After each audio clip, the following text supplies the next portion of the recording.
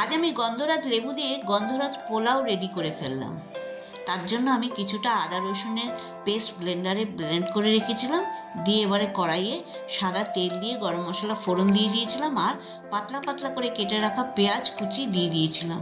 আর দিয়ে এবারে পেস্ট করা যে আদা রসুনটা সেটা দিয়ে কিছুক্ষণ নাড়াচাড়া করে তার মধ্যে আমি 7 থেকে 8টা কাঁচা লঙ্কা চিড়ে দিয়ে দিয়েছিলাম, আর কিছুটা কাজু কিশমিশও দিয়ে দিয়েছিলাম, কয়েকটা গন্ধরাজ লেবুর পাতাও দিয়ে দিয়েছিলাম। এবারে আমি চালটাকে 70% রেডি করে রেখেছিলাম, সেই চালটা কড়াইয়ের উপরে দিয়ে গন্ধরাজ লেবুর জেস্ট দিয়ে দিলাম, আর দিয়ে দিলাম নারকেলের দুধ।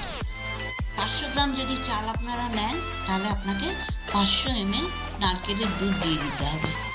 এবার আমি দিয়ে দিলাম স্বাদ অনুসার লবণ দিয়ে দিলাম, আর 1.5 চামচ আমি চিনি দিয়েছিলাম। আপনারা যে যেরকম মিষ্টি খাবেন দিতেও পারেন, নাও দিতে পারেন। আমি দিয়েছিলাম, দিয়ে কয়েকটা লেবু পাতা ছড়িয়ে সামান্য ঘি দিয়ে ঢাকা দিয়ে আমি 15 মিনিটের জন্য দমে রেখেছিলাম।